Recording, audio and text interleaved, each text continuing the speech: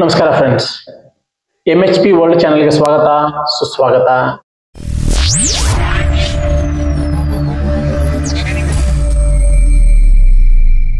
Aadhaar card ರೂಲ್ಸ್ಗಳಲ್ಲಿ ತುಂಬಾನೇ ಮಹತ್ವವಾದಂತ ಬದಲಾವಣೆ. November 1, 2025ರಿಂದ ಈ ಹೊಸ ರೂಲ್ಸ್ಗಳು ಜಾರಿಯಾಗಿವೆ. ಉದ್ದನೆಯ ಕ್ಯೂನಲ್ಲಿ ನಿಲ್ಲುವ ಅಗತ್ಯವಿಲ್ಲ. ಇನ್ನು ಮುಂದೆ ಮನೆಯಲ್ಲೇ ಎಲ್ಲ. Friends, just imagine A situation. ನೀವು ಅರ್ಜೆಂಟ್ ಆಗಿ ನಿಮ್ಮ ಹೆಸರಿನಲ್ಲಿ ಒಂದು ಬ್ಯಾಂಕ್ ಅಕೌಂಟ್ ಅನ್ನು ಓಪನ್ ಮಾಡಬೇಕು ಅಂತ ಬ್ಯಾಂಕಿಗೆ ಹೋಗುತ್ತೀರಿ. ಅಲ್ಲಿ ಬ್ಯಾಂಕಿನವರು ನಿಮಗೆ ಅಕೌಂಟ್ ಓಪನಿಂಗ್ ಫಾರ್ಮ್ ಅನ್ನ ಫಿಲ್ ಮಾಡಿ, ಅದರ ಜೊತೆಗೆ ಪ್ಯಾನ್ ಕಾರ್ಡ್ ಮತ್ತು ಆಧಾರ್ ಕಾರ್ಡ್ ಅನ್ನ ಅಟ್ಯಾಚ್ ಮಾಡಿ ಕೊಡಲು ಹೇಳುತ್ತಾರೆ.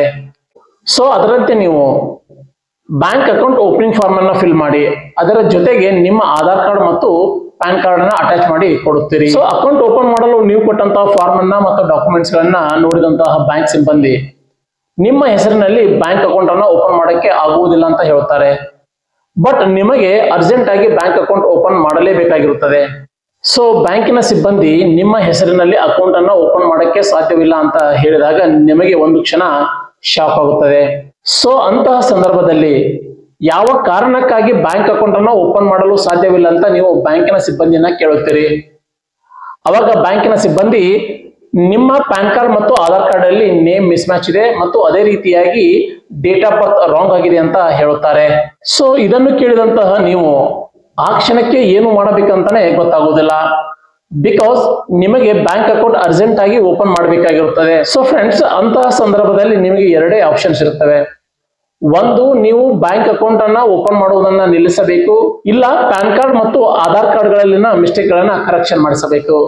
ಸೊ ಫ್ರೆಂಡ್ಸ್, ಇಲ್ಲಿ ನಿಮಗೆ ಯಾವುದೇ ಆಪ್ಷನ್ ಇಲ್ಲಾರದೆ ನೀವು ನಿಮ್ಮ ಆಧಾರ್ ಕಾರ್ಡ್ ದಲ್ಲಿನ ಮಿಸ್ಟೇಕ್ ಗಳನ್ನ ಆಧಾರ್ ಸೆಂಟರ್ಗೆ ಹೋಗಿ ಕರೆಕ್ಷನ್ ಮಾಡಿಸಿಕೊಂಡು ಬರಬೇಕು.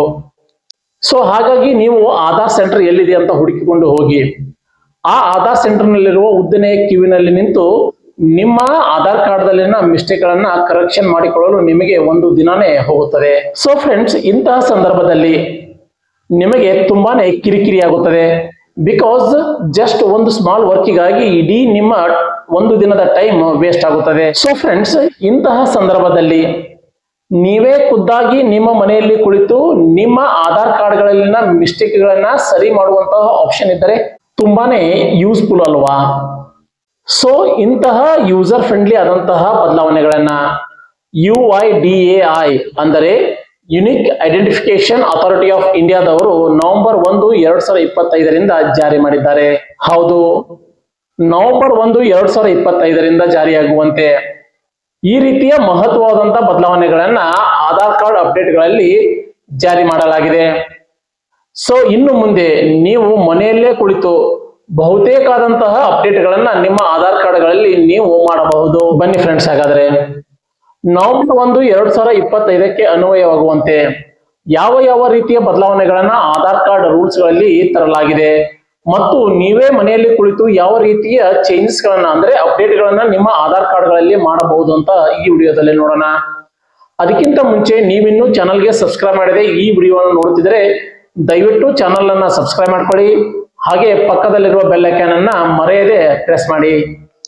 ನವೆಂಬರ್ 1, 2025ರಿಂದ ಆಧಾರ್ ಕಾರ್ಡ್ ಅಪ್ಡೇಟ್ ಪ್ರೊಸೆಸ್ ನಲ್ಲಿ ಪ್ರಮುಖವಾದಂತಹ 3 ಬದಲಾವಣೆಗಳನ್ನ ಯುನಿಕ್ ಐಡೆಂಟಿಫಿಕೇಶನ್ ಅಥಾರಿಟಿ ಆಫ್ ಇಂಡಿಯಾದವರು ಜಾರಿ ಮಾಡಿದ್ದಾರೆ. ಸೊ ಈ 3 ಹೊಸ ಬದಲಾವಣೆಗಳಿಂದಾಗಿ ಆಧಾರ್ ಸರ್ವಿಸ್ಗಳು ವೇಗವಾಗಿ, ಸುಲಭವಾಗಿ ಮತ್ತು ಡಿಜಿಟಲ್ ರೀತಿಯಲ್ಲಿ ಬಳಸಲು ತುಂಬಾನೇ ಸಹಾಯವಾಗುತ್ತವೆ. ಆಧಾರ್ ಕಾರ್ಡ್ ರೂಲ್ಸ್ ಗಳಲ್ಲಿನ ಹೊಸ ಬದಲಾವಣೆಗಳು ಯಾವುವು ಅಂತ ನೋಡೋಣ. ನೋಡಿ, ಇಲ್ಲಿ ಮೊದಲನೇ ಬದಲಾವಣೆ ಆನ್ಲೈನ್ ಅಪ್ಡೇಟ್ಗಳು, ಎರಡನೇ ಬದಲಾವಣೆ ಡಾಕ್ಯುಮೆಂಟ್ಸ್ ಗಳ ಪರಿಶೀಲನೆ ಮತ್ತು ಮೂರನೆಯ ಬದಲಾವಣೆ ಪ್ಯಾನ್ ಕಾರ್ಡ್ ಮತ್ತು ಆಧಾರ್ ಕಾರ್ಡ್ ಲಿಂಕ್ ಕಡ್ಡಾಯ. ಓಕೆ, ಬನ್ನಿ ಫ್ರೆಂಡ್ಸ್, ಈ ಹೊಸ ಬದಲಾವಣೆಗಳನ್ನ ಡಿಟೇಲ್ ಆಗಿ ನೋಡೋಣ. ಆಧಾರ್ ಕಾರ್ಡ್ ರೂಲ್ಸ್ ಗಳಲ್ಲಿನ ಮೊದಲನೆಯ ಹೊಸ ನಿಯಮ ಆನ್ಲೈನ್ ಅಪ್ಡೇಟ್ಗಳು.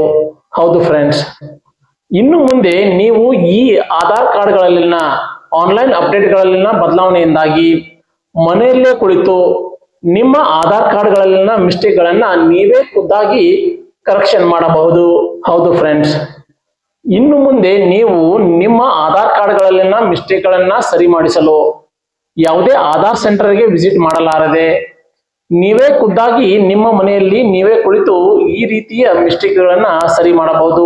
ಸೊ ಇನ್ನು ಮುಂದೆ ನಿಮ್ಮ ಹೆಸರು, ಅಡ್ರೆಸ್, ಫೋನ್ ನಂಬರ್ ಲಿಂಕ್ ಅಥವಾ ನಿಮ್ಮ ಡೇಟ್ ಆಫ್ ಬರ್ತ್ಗಳಲ್ಲಿನ ಮಿಸ್ಟೇಕ್ಗಳನ್ನ ಮೈ ಆಧಾರ್ ಪೋರ್ಟಲ್ಗೆ ಲಾಗಿನ್ ಆಗಿ ನೀವೇ ಖುದ್ದಾಗಿ ನಿಮ್ಮ ಮನೆಯಲ್ಲಿ ಕುಳಿತು ಈ ರೀತಿಯ ಮಿಸ್ಟೇಕ್ಗಳನ್ನ ಕರೆಕ್ಷನ್ ಮಾಡಬಹುದು. ಸೊ ಈ ಆನ್ಲೈನ್ ಅಪ್ಡೇಟ್ ಹೊಸ ನಿಯಮದಿಂದಾಗಿ ಇನ್ನು ಮುಂದೆ ನೀವು ಯಾವುದೇ ಆಧಾರ್ ಸೆಂಟರ್ಗೆ ವಿಸಿಟ್ ಮಾಡುವಂತಹ ಅವಶ್ಯಕತೆ ಇರುವುದಿಲ್ಲ. ಅದೇ ರೀತಿಯಾಗಿ ಆಧಾರ್ ಸೆಂಟರ್ ನಲ್ಲಿ ಕರೆಕ್ಷನ್ ಗಳನ್ನ ಮಾಡಿಕೊಳ್ಳಲು ಉದ್ದನೆಯ ಕ್ಯೂನಲ್ಲಿ ನಿಲ್ಲುವಂತಹ ಅವಶ್ಯಕತೆಯೂ ಇಲ್ಲ ಮತ್ತು ಇದರಿಂದಾಗಿ ನಿಮಗೆ ನಿಮ್ಮ ಸಮಯವನ್ನು ಉಳಿಯುತ್ತದೆ. ಅದೇ ರೀತಿಯಾಗಿ ನೀವು ಕನ್ವೀನಿಯಂಟ್ ಆಗಿ ಯಾವುದೇ ಮಿಸ್ಟೇಕ್ಗಳು ಇಲ್ಲಾರದೆ ನೀವೇ ಖುದ್ದಾಗಿ ನಿಮ್ಮ ಮಿಸ್ಟೇಕ್ಗಳನ್ನ ಕರೆಕ್ಷನ್ ಮಾಡಿಕೊಳ್ಳಬಹುದು.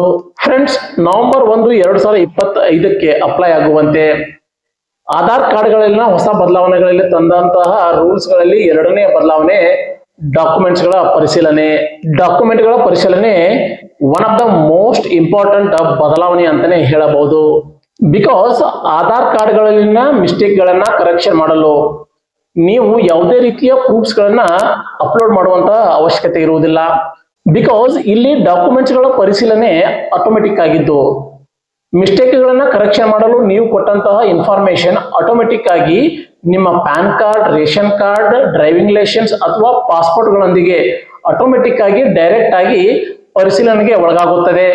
ಸೊ ಆ ಮೂಲಕ ಅಪ್ರೂವಲ್ ಇಮಿಡಿಯೇಟ್ ಆಗಿ ನಿಮಗೆ ದೊರೆಯುತ್ತದೆ. ಸೊ ಇಲ್ಲಿ ಡಾಕ್ಯುಮೆಂಟ್ಸ್ ಗಳ ಪರಿಶೀಲನೆ ಆಟೋಮೆಟಿಕ್ ಆಗಿರುವುದರಿಂದ ನೀವು ಇಮಿಡಿಯೇಟ್ ಆಗಿ ನಿಮ್ಮ ಆಧಾರ್ ಕಾರ್ಡ್ಗಳಲ್ಲಿನ ಮಿಸ್ಟೇಕ್ ಗಳನ್ನ ಕರೆಕ್ಷನ್ ಮಾಡಿ ಅಲ್ಲೇ ಇಮಿಡಿಯೇಟ್ ಆಗಿ ಅಪ್ರೂವಲ್ ಅನ್ನ ಪಡೆಯಬಹುದು. ಇದರಿಂದಾಗಿ ನಿಮಗೆ ತುಂಬಾನೇ ಟೈಮ್ ಉಳಿಯುತ್ತದೆ. ಬಟ್ ಫ್ರೆಂಡ್ಸ್, ಇಲ್ಲಿ ಈ ರೀತಿ ನೀವು ಆಧಾರ್ ಕಾರ್ಡ್ಗಳನ್ನೆಲ್ಲ ಮಿಸ್ಟೇಕ್ ಗಳನ್ನ ಕರೆಕ್ಷನ್ ಮಾಡುವಾಗ ಇನ್ ಕೇಸ್ ಬಯೋಮೆಟ್ರಿಕ್ ದ ಅವಶ್ಯಕತೆ ಇದ್ದಲ್ಲಿ ಅಂತ ಸಂದರ್ಭದಲ್ಲಿ ನೀವು ಖುದ್ದಾಗಿ ಕಂಪಲ್ಸರಿಯಾಗಿ ಆಧಾರ್ ಸೇವಾ ಸೆಂಟರ್ಗೆ ವಿಸಿಟ್ ಮಾಡಲೇಬೇಕು.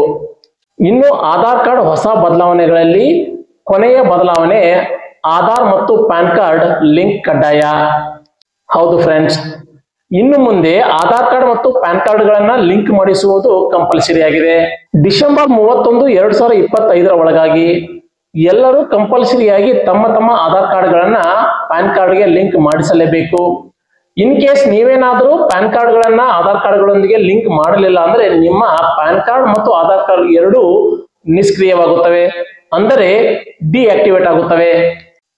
ಸೊ ಈ ರೀತಿಯಾಗಿ ನಿಮ್ಮ ಪ್ಯಾನ್ ಕಾರ್ಡ್ ಮತ್ತು ಆಧಾರ್ ಕಾರ್ಡ್ ಡಿಆಕ್ಟಿವೇಟ್ ಆದವು ಅಂದರೆ ನೀವು ನಿಮ್ಮ ಕೆಲಸಗಳಿಗೆ ಈ ಎರಡೂ ಡಾಕ್ಯುಮೆಂಟ್ಸ್ ಗಳನ್ನ ಯೂಸ್ ಮಾಡಲು ಆಗುವುದಿಲ್ಲ. ಈ ರೀತಿಯ ಹೊಸ ಬದಲಾವಣೆಯಿಂದಾಗಿ ಜನರಿಗೆ ಏನು ಉಪಯೋಗ ಅಂತ ನೋಡೋಣ. ಸೊ ಈ ಹೊಸ ಬದಲಾವಣೆಗಳಿಂದಾಗಿ ಇನ್ನು ಮುಂದೆ ನೀವು ಆಧಾರ್ ಅಪ್ಡೇಟ್ ಗಳಿಗಾಗಿ ಆಧಾರ್ ಸೇವಾ ಸೆಂಟರ್ಗೆ ವಿಸಿಟ್ ಮಾಡುವ ಅವಶ್ಯಕತೆ ಇಲ್ಲ ಮತ್ತು ನೀವು ನಿಮ್ಮ ಟೈಮ್ ಮತ್ತು ಹಣವನ್ನ ಸೇವ್ ಮಾಡಬಹುದು. ಜೊತೆಗೆ ಡಾಕ್ಯುಮೆಂಟ್ಗಳ ಪರಿಶೀಲನೆ ಡಿಜಿಟಲ್ ಆಗಿರುವುದರಿಂದ Aadhaar card update process speed ಆಗಿ ನಡೆಯುತ್ತದೆ.